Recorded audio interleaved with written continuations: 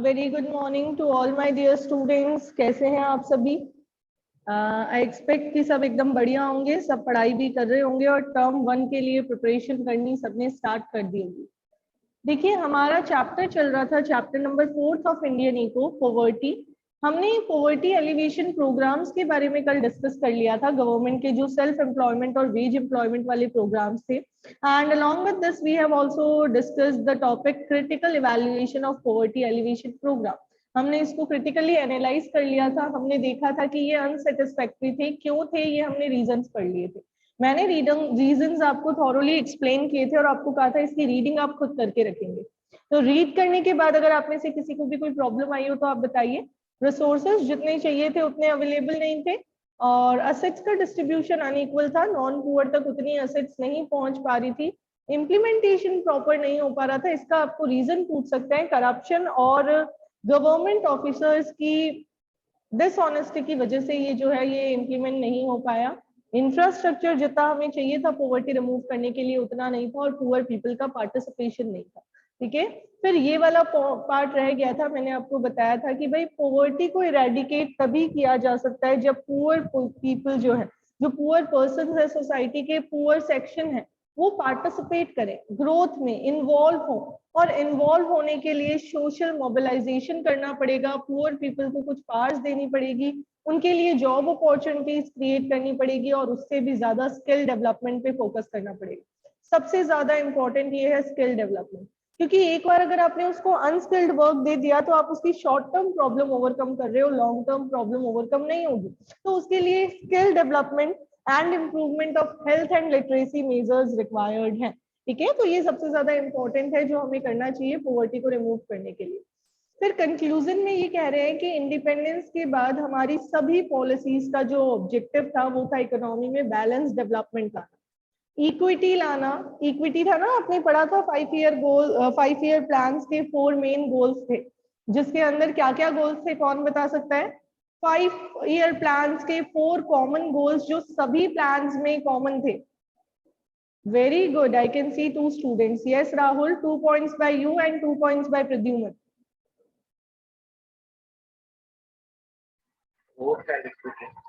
Growth and equity। Okay Pradyuman। Modernisation and self reliance. Modernisation and self reliance, बिल्कुल। हमारा पहला target था कि हम इकोनॉमी की ग्रोथ करें, हर 5 ईयर प्लान में हमें फोकस करना था। इसके साथ ये ग्रोथ इक्विटी भी लेके आए, रिच और पुअर का गैप कम हो, मॉडर्नाइजेशन भी हो और हम सेल्फ रिलायंट हो जाए। तो यहाँ इक्विटी वाली बात ही आपको कह रहे हैं कि आपकी इकोनॉमिक डेवलपमेंट आपको करनी थी with equality and social justice. तो पॉवर्टी एलिवेशन हमेशा हमारे लिए एक चैलेंज के फॉर्म में रहा।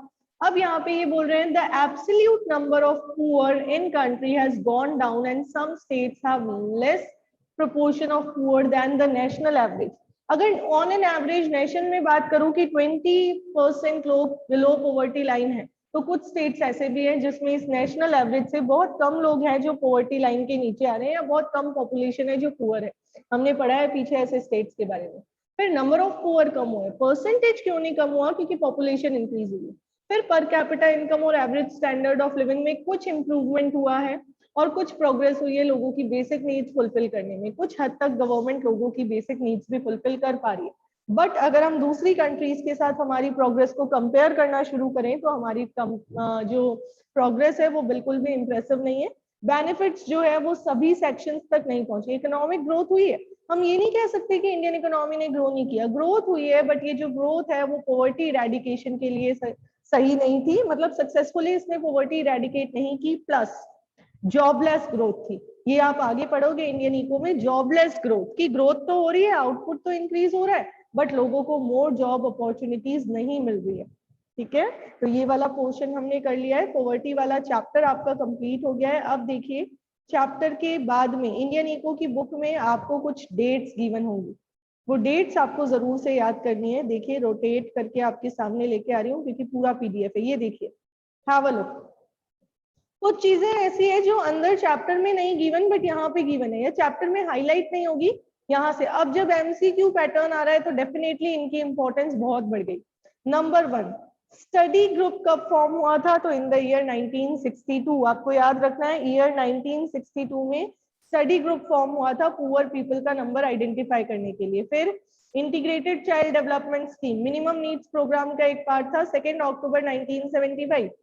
Task force on projections of minimum needs and effective consumption demand 1979, याद ही करना पड़ेगा। Experts group 1989, national social assistance programme in year 1995, food for work programme 2004, इसको मर्ज किया एमजी नरेगा में इन 2005 एंड प्रधानमंत्री जन धन योजना इन 2014। तो ये सारी डेट्स आप याद कर लीजिएगा।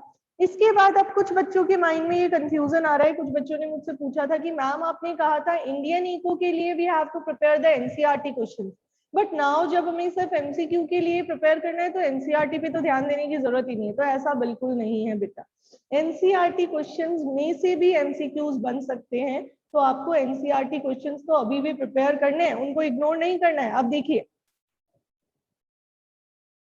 why calorie based norm is not adequate to identify the poor। अंदर कहीं इस चीज पे चैप्टर के अंदर बहुत बड़ा डिस्कशन नहीं है कि कैलोरी बेस्ड नॉर्म जो है वो एडिक्वेट है या नहीं है। बहुत सारे बच्चों को तो यही नहीं पता होगा कि ये कैलोरी बेस्ड नॉर्म जो है ये सही नहीं है। इसमें सिर्फ कैलोरी के बेसिस पे काम किया जा रहा है। बहुत सारे सोशल फैक्टर्स होते हैं जो पॉवर्टी जनरेट करते हैं सॉरी, उनकी तो बात ही नहीं हो रही, तो इसलिए ये सुटेबल नहीं है, क्योंकि ये सिर्फ पुअर पीपल को उनकी कैलोरी नीड के अकॉर्डिंग आइडेंटिफाई करता है। बट ऐसे बहुत सारे फैक्टर्स है, इनकम, असेट्स और ये सारी चीजें जो पॉवर्टी लेके आते हैं, इनको इग्नोर कर दिया गया है। तो आप इनको इग्नोर ना कर दें, आपको तो एनसीईआरटी क्वेश्चंस भी पढ़ने। फिर फूड फॉर वर्क प्रोग्राम हमने पढ़ लिया है अच्छे से, कल की क्लास में कवर कर लिया था। फिर ये देखिए,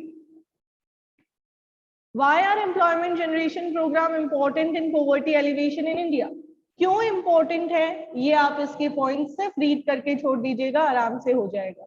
next, this one is very important. अगर सब्जेक्टिव पेपर होता तो मैं आपको बोलती कि इस क्वेश्चन के आने की प्रोबेबिलिटी 80% है, बट ऑब्जेक्टिव ही है तो हम इसको सिर्फ समझ लेते हैं, हमारी नॉलेज में होना चाहिए।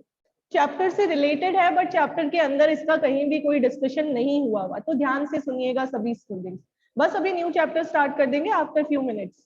ये कह रहे हैं how can creation of income earning assets address the problem of poverty. पहले हमें पता होना चाहिए इनकम अर्निंग असेट्स कौन सी होती है। Land, capital and skills of labour, ये इनकम अर्निंग असेट्स है जिनसे फर्दर इनकम जनरेट होगी। तो ऐसी इनकम अर्निंग असेट्स अगर पुअर पीपल में डिस्ट्रीब्यूट कर दी जाए तो शायद पॉवर्टी कम हो जाए। अगर पुअर पीपल को, जैसा गवर्नमेंट ने किया था ना, पुअर फार्मर्स को लैंड डिस्ट्रीब्यूट करवाने की कोशिश की थी। क्यों कोशिश की थी? ताकि अल्टीमेटली उनके पास एक इनकम सोर्स जनरेट हो और वो इनकम अर्न कर सके। गवर्नमेंट इजी रेट पे फाइनेंशियल असिस्टेंस देती है, आपने सेल्फ एम्प्लॉयमेंट प्रोग्राम्स में पढ़ा है। तो वो क्यों देती है? ताकि जो पुअर पीपल है उनको मीन्स ऑफ अर्निंग मिले। उनको आप शॉर्ट टर्म के लिए जॉब मत दीजिए, उनको लॉन्ग टर्म के लिए अर्निंग का एक साधन दे दीजिए, ऐसी एसेट्स दे दीजिए जिससे वो फर्दर अपनी इनकम क्रिएट कर सके, क्योंकि अल्टीमेटली पॉवर्टी की प्रॉब्लम उसी से सॉल्व होगी। ठीक है, तो ये यही कह रहे हैं कि अगर इनकम डिस्ट्रीब्यूशन आपको करना है तो इनकम अर्निंग असेट्स डिस्ट्रीब्यूट कीजिए। ये जो रिच और पुअर का गैप है ये इसी रीजन की वजह से है, because rich is having more income earning assets और पुअर के पास है ही नहीं। तो जिसके पास है ही नहीं वो बिलो पॉवर्टी लाइन में रह जाते हैं। तो अगर हम उन लोगों के लिए असेट्स डेवलप करना शुरू करें और उनको असेट्स अवेलेबल करवाएं तो डेफिनेटली इकोनॉमी में धीरे धीरे करके पॉवर्टी की प्रॉब्लम सॉल्व हो सकती है। Now have a look, the three-dimensional attack on poverty adopted by government has not succeeded in poverty alleviation of India. Comment. ये कह रहे हैं गवर्नमेंट ने 3 डायमेंशनल अटैक किया पॉवर्टी को ओवरकम करने के लिए, लेकिन ये भी सक्सेसफुल नहीं था। अब यहाँ पे आपको 3 डायमेंशनल अटैक कौन से हैं वो पूछ सकते हैं एमसीक्यू में। सक्सेसफुल क्यों नहीं थे वो तो हमने पढ़ लिया, क्योंकि भाई रिच और पुअर का गैप बढ़ रहा था। नंबर ऑफ पुअर तो कम हुए बट परसेंटेज कम नहीं हुई। यहाँ पे तो आपको वो ये बताना है कि सक्सेसफुल नहीं थे कौन से, कौन बता रहा है? गवर्नमेंट ने कौन सी 3 अप्रोचेस यूज करके पॉवर्टी को रिमूव करने की कोशिश की? 3 नाम बताने हैं आपको, चार्ट के फॉर्म में पढ़े थे हमने। Yes Piyush,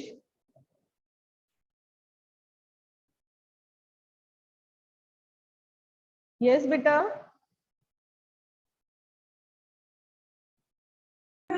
ma'am first growth oriented approach. Yes, very good.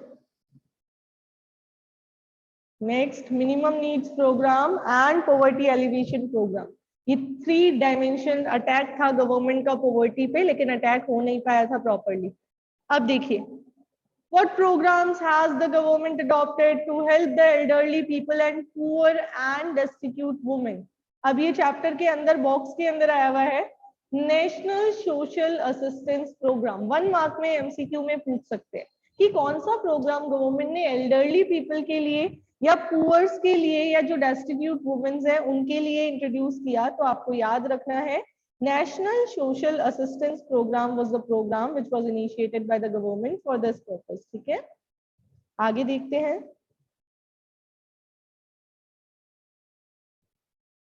Is there any relation between unemployment and poverty? Again subjective paper होता तो ये बहुत ज्यादा important होता।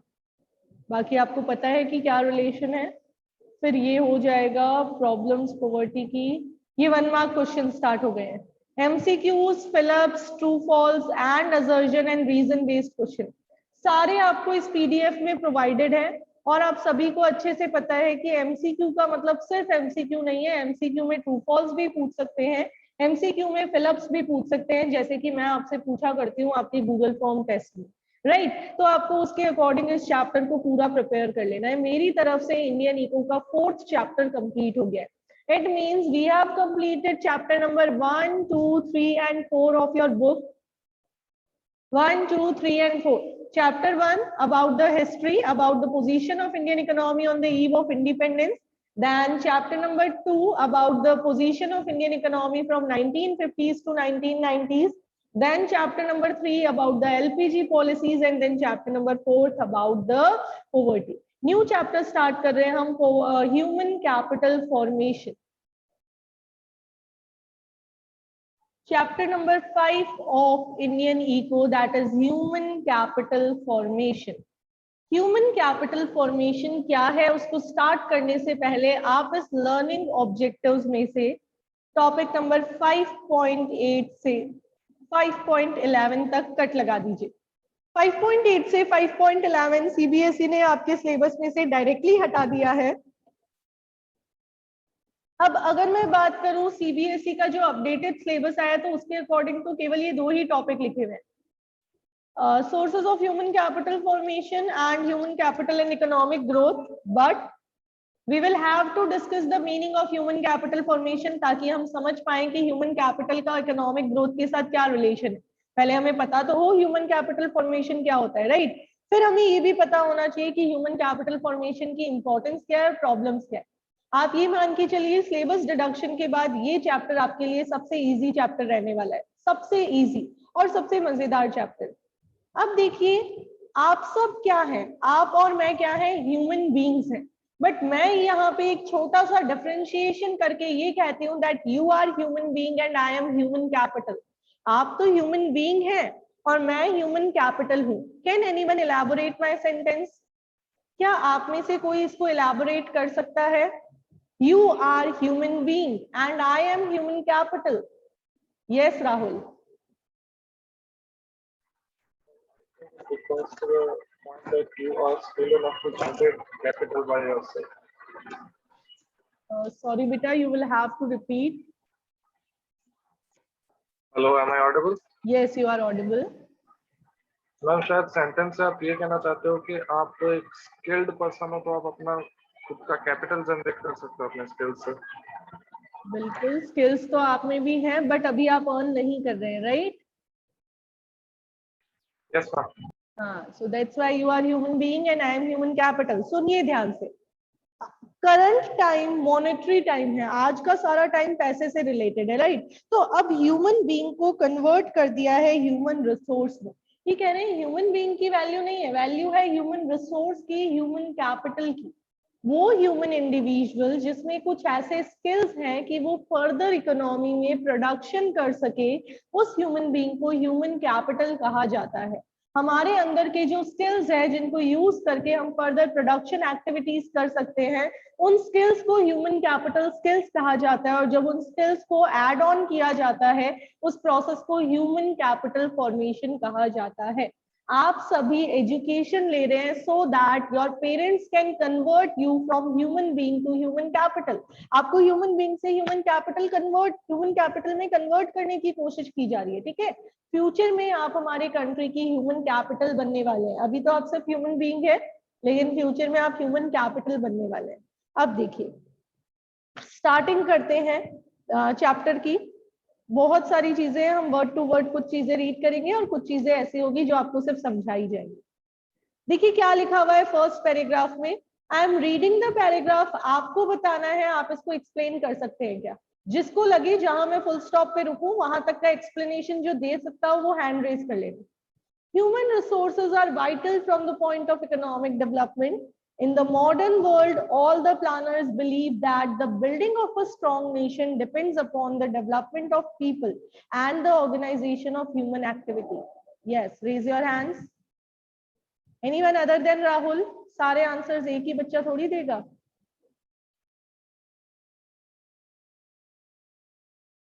Anyone else जो बता सकता है मैंने क्या पढ़ा? इट इज क्वाइट इजी बेटा। इनिशिएटिव नहीं लेते। ह्यूमन रिसोर्स की क्वालिटी बढ़िया नहीं है यहाँ पे। ये कह रहे हैं ह्यूमन रिसोर्सेज इकोनॉमिक डेवलपमेंट के लिए बहुत इंपॉर्टेंट है, और प्लानर्स का ये मानना है मॉडर्न टाइम में कि अगर आपको एक कंट्री का डेवलपमेंट करना है तो ह्यूमन बीइंग्स ही कंट्री का डेवलपमेंट कर पाएंगे। You can do that only by increasing the skills of human resource. अब देखिए, if this resource is developed properly it can do wonders.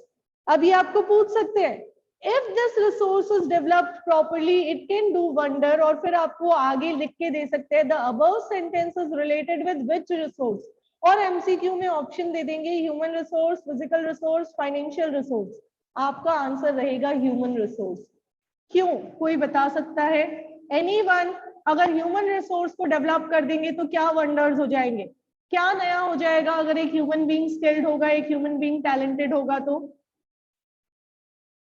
Yes Piyush, बस दो ही बच्चे हैं क्या जो आंसर्स देंगे? और कोई बच्चा नहीं है? यस बेटा। मैम पहले तो बिना ह्यूमन डेवलपमेंट के हम इकोनॉमी को डेवलप नहीं कर सकते। जब मैम ह्यूमन स्किलफुल होगा, कैपेबल होगा किसी काम को करने में, तो इकोनॉमी डेवलप होगी। बिल्कुल सही। Yes Riya, unmute and speak. Ma'am अगर ह्यूमन बीइंग डेवलप होगा तो बाकी सारे सेक्टर्स भी फिर डेवलप हो जाएंगे, क्योंकि ह्यूमन बीइंग ही जो है ना अदर सेक्टर को डेवलप कर सकता है। बिल्कुल, very good. Have a look everyone, दोनों ने ही बिल्कुल सही तरीके से एक्सप्लेन किया। आपको क्या बताना चाह रहे हैं ये आपको बताना चाह रहे हैं कि अगर ह्यूमन बीइंग प्रॉपर्ली डेवलप्ड है तो बाकी रिसोर्सेज को बनाने वाला और यूज करने वाला ह्यूमन बीइंग ही तो है। मनी को यूटिलाइज भी ह्यूमन बीइंग करेगा और मनी क्रिएट भी ह्यूमन बीइंग करेगा। मशीनरी को यूज भी ह्यूमन बीइंग करेगा और मशीन बनाने वाला भी ह्यूमन बीइंग है। तो आपको ह्यूमन बीइंग पे फोकस करना चाहिए, ह्यूमन रिसोर्स को डेवलप करना चाहिए। अब देखिए क्या कह रहे हैं, the development of human resource means increasing the quality of human beings which helps in the process of growth and development of the country। हम ह्यूमन बीइंग्स की क्वालिटी को इंप्रूव करना ही ह्यूमन डेवलपमेंट होता है। जब हमारी क्वालिटी, हमारे skills improve होंगे तो अल्टीमेटली हमारा नेशन ग्रो करेगा आगे। In the words of Professor Whipple, a nation's true wealth is neither in its land and water, nor in forest and mine, nor in its folk and herds, nor in dollars, but in its wealthy and happy men, women and children। कितना बड़ा और कितना सही sentence है। जैसे हम कहते हैं ना कि जब तक आप, आजकल तो हम बहुत सारे कोटेशंस पढ़ते हैं, बहुत सारी ऐसी चीजें पढ़ते हैं कि मनी अर्निंग तब तक सफिशिएंट नहीं है जब तक वो आपको खुशी नहीं दे रहा। अगर हमने बहुत मनी अर्न कर लिया तो भी हम सक्सेसफुल नहीं होंगे, अगर हम हैप्पी नहीं है तो सेटिस्फाइड नहीं है। तो ये वही बात कर रहा है कि वेल्दी होने के साथ साथ हैप्पीनेस इंपॉर्टेंट है, मेन वुमेन और चिल्ड्रन की। तो आप उस पर फोकस कीजिए, और वो हैप्पीनेस अल्टीमेटली डिपेंड तो मनी पे ही करती है, तो ऊपर वाले सारे रिसोर्सेज तो चाहिए, बट ये ट्रू वेल्थ नहीं है। ट्रू वेल्थ है आपके स्किल्ड ह्यूमन बीइंग्स जो अल्टीमेटली आपकी इकोनॉमी को ग्रो करेंगे। Now there is a difference between physical capital and human capital। आप सबको बहुत अच्छे से पता है, फिजिकल कैपिटल वो मशीनें जिनको ह्यूमन बीइंग्स यूज करते हैं, वो सभी चीजें जो प्रोडक्शन में यूज होती है वो फिजिकल कैपिटल है। Plant, machinery, buildings, raw material, सब कुछ। फिर फिजिकल रिसोर्सेज को यूज करने के लिए फिजिकल कैपिटल चाहिए. If I want to use the raw material, I need some machinery जिसमें मैं उस रॉ मटेरियल की प्रोसेसिंग कर सकूं, राइट. तो फिजिकल कैपिटल चाहिए फिजिकल रिसोर्सेज को यूज करने के लिए. यहाँ कैपिटल में रिसोर्स और मनी दोनों ही आए. Next, it's accumulation is quite important for economic growth of a country. बहुत जरूरी है. अब ये इंपॉर्टेंट है, फिजिकल रिसोर्स हमारे पास होगा या नहीं होगा, ये एंटरप्रीनियर के कॉन्शियस डिसीजन पे डिपेंड करता है. मुझे कोई मशीनरी परचेज करनी है या नहीं परचेज करनी, इसके लिए मैं कैलकुलेट करूंगी रेट ऑफ रिटर्न, उस असेट से मुझे कितना रिटर्न मिलने वाला है, और फिर मैं रैशनली डिसाइड करूंगी कि मुझे किसी एसेट में इन्वेस्टमेंट करना है या नहीं करना. तो फिजिकल कैपिटल की हमारे पास ओनरशिप होगी या नहीं होगी, ये डिपेंड करेगा हमारी कंट्री के एंटरप्रीनियर्स के डिसीजंस पे. ठीक है. और फिजिकल कैपिटल फॉर्मेशन एक इकोनॉमिक और टेक्निकल प्रोसेस है, फाइनेंस भी इन्वॉल्व है, टेक्नोलॉजिकल प्रोसेस है. अब देखिए ह्यूमन कैपिटल क्या है. ह्यूमन बीइंग ह्यूमन कैपिटल नहीं है.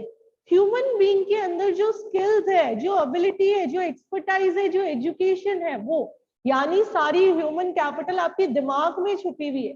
एक ह्यूमन बीइंग है, हट्टा कट्टा है, बहुत हेल्दी है, वो ह्यूमन बीइंग ही रहेगा, बट उसका दिमाग इतना स्किलफुल है, उसमें इतनी एबिलिटी है, उतने स्किल्स है कि वो फर्दर कुछ कर सकता है, तो वो बन जाएगा ह्यूमन कैपिटल.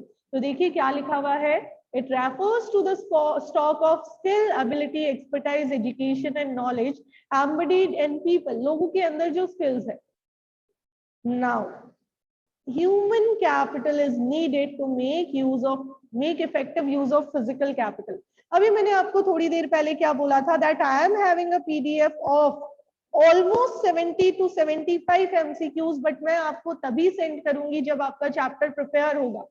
इट मीन्स मैं वो फिजिकल असेट जो है उसको यूज करने के लिए, वैसे तो वो सॉफ्ट कॉपी के फॉर्म में, बट उसको यूज करने के लिए मैं चाहती हूँ कि आपके अंदर स्किल्स होनी चाहिए. पहले आपका चैप्टर प्रिपेयर्ड होना चाहिए. तो ये बताना चाहते हैं कि अगर कोई भी मशीनरी है, कोई भी फिजिकल कैपिटल है, कोई भी फिजिकल रिसोर्स है, उसको यूटिलाइज करने के लिए आपको ह्यूमन कैपिटल की रिक्वायरमेंट होगी. विदाउट ह्यूमन कैपिटल आपका फिजिकल कैपिटल यूजलेस है.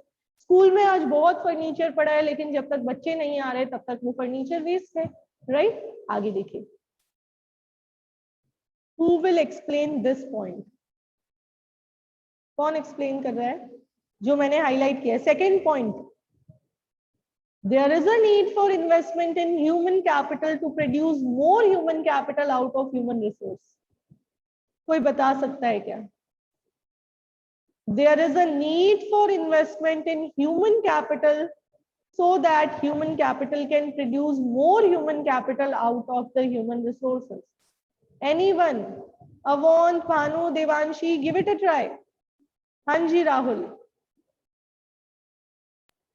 जब कोई कंट्री अपने ह्यूमन कैपिटल में इन्वेस्ट करता है, मतलब लोगों को एजुकेट करता है, तो आगे जाके वो लोग और लोगों को एजुकेट करते हैं. तो अगर कोई कंट्री ह्यूमन कैपिटल में इन्वेस्ट करेगा तो और ह्यूमन कैपिटल उसी से बनेगा. बिल्कुल. कौन सा? स्पेशली प्रोफेशनल एक्सपर्ट्स, और इसमें भी सबसे ज्यादा इंपॉर्टेंट होते हैं ट्रेनर्स और टीचर्स, एजुकेटर्स और ट्रेनर्स. ठीक है. तो यहाँ पे ये यही बात कह रहे हैं कि there is a need for investment in human capital. Human beings में इन्वेस्ट करना चाहिए. आप देखिए गवर्नमेंट कर रही है एजुकेशनल डिपार्टमेंट में, गवर्नमेंट टीचर्स के लिए, तो वो इसलिए कर रही है ताकि फ्यूचर में वो लोग फर्दर ह्यूमन बींग्स को ह्यूमन रिसोर्स में कन्वर्ट करें. हम ह्यूमन कैपिटल्स है, टीचर्स ह्यूमन कैपिटल है. अब मैं एक ह्यूमन कैपिटल हूं, मैं फर्दर और ह्यूमन कैपिटल प्रोड्यूस करने का काम कर रही हूँ. मैं काम कर रही हूँ, आप जो ह्यूमन रिसोर्सेज हो उनको ह्यूमन कैपिटल में कन्वर्ट करने का काम, राइट. तो मुझ में इन्वेस्टमेंट नहीं किया जाता, अगर मुझे टीचर नहीं बनाया जाता तो फिर फर्दर आप लोग थोड़ी ह्यूमन कैपिटल बन पाते. तो ये कह रहे हैं ह्यूमन बींग्स में इन्वेस्ट ऐसे भी किया जाना चाहिए कि वो ह्यूमन कैपिटल बने और ह्यूमन कैपिटल बन के further more human capital produce करे. अब देखिए, societies need sufficient human capital in the form of competent people who have themselves been educated and trained as professors and other professionals. In other words, we need good human capital to produce other human capital. Doctors, engineers, teachers, ये सब चाहिए होंगे हमें further human capital produce करने के लिए. Now, a country can turn its physical resources like land into physical capital like factory. Similarly, it can also turn human resource like student into human capital like engineers, doctors, and many other professionals. Both forms of capital formation are outcomes of conscious investment decision. ये दोनों ही conversion तभी हो पाएंगे जब proper investment decision लिया जाए। जब human beings पे इन्वेस्टमेंट किया जाएगा तभी तो वो ह्यूमन कैपिटल बन पाएंगे। अगर आपके पेरेंट्स आपको पढ़ा रहे हैं तो वो आप पे इन्वेस्टमेंट एक्सपेंडिचर कर रहे हैं। सुबह मैंने बात की थी ना कॉमर्स की क्लास में, कहीं ऐसा नहीं हो कि जो फीस आपके पेरेंट्स स्कूल में दे रहे हैं वो सिर्फ एक्सपेंडिचर बन के रह जाए, वो उसको इन्वेस्टमेंट पर्पस से दे रहे हैं कि अभी जितना पैसा लगा रहे हैं उससे ज्यादा फ्यूचर में रिटर्न मिलेगा।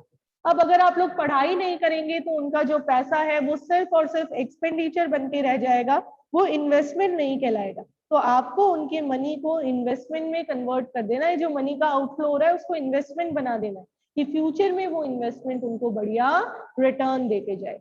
ठीक है, ये हमने कंप्लीट कर लिया है यहाँ तक। अब ह्यूमन कैपिटल के प्राइवेट और सोशल दोनों बेनिफिट्स होते हैं। एक बार आप सोच के देखिए, मैं अगर टीचर हूं क्या इससे मुझे कुछ फायदा हो रहा है? एनीवन? भानु आप बताइए बेटा, if I am a teacher क्या मुझे कुछ फायदा होगा टीचिंग से? Be quick Bhanu Sethia. Ma'am knowledge और इंक्रीज होती है, जो भी एक्सपीरियंस इंक्रीज होता है। हाँ, नॉलेज एक्सपीरियंस। और क्यों गले फाड़ फाड़ के आपको पढ़ा रही हूँ? आप बताइए। सैलरी सबसे ज्यादा मुझे मेरा पर्सनल इकोनॉमिक बेनिफिट होगा। हाँ, एक सेल्फ सेटिस्फेक्शन आएगा, बट मेरी सोशो इकोनॉमिक प्रोग्रेस होगी, सोसाइटी में रेस्पेक्ट मिलेगी, प्लस अर्निंग होगी।